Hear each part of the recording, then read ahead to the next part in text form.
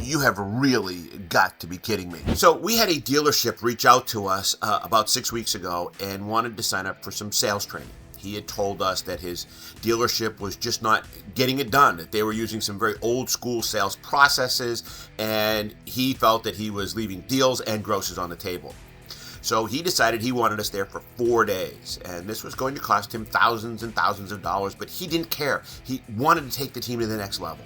So when we arrived, the sales managers told us that they had no intentions of participating in this training, that the training was for the salespeople, not for them. And we, of course, tried to convince them that they needed to be there to support their sales team, to understand the processes and new procedures we were going to be trying to train on and install. But they insisted that they knew what they were doing and they were not going to participate. Well, we spoke with the dealer, and the dealer's comment was, what am I going to do? I can't force them to go to the training. Really? I thought they worked for you.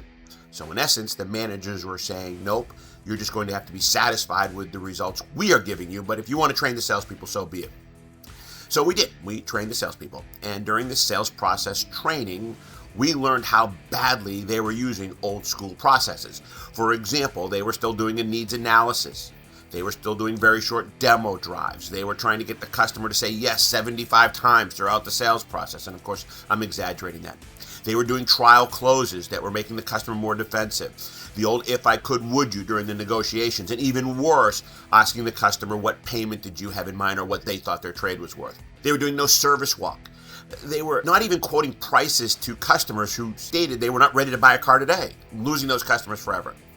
So, of course, we trained on processes and procedures based on inspirational selling that is designed to sell more cars and make more gross. Well, guess what happened at the end of day 4?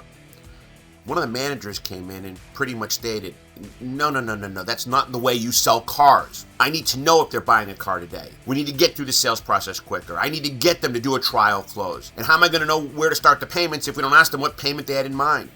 And you know what happened? 4 days of training was flushed down the toilet. It was a waste.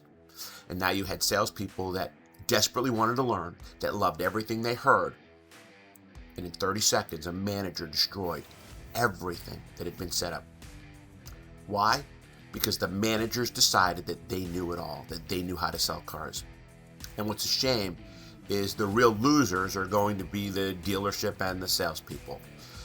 So, we all know if you want to go and take your dealership to the next level, you have to make changes. And if you're going to make changes, everybody has to be part of that process for change to occur. And we wonder why we're not making more money in our dealerships. Good luck, everyone.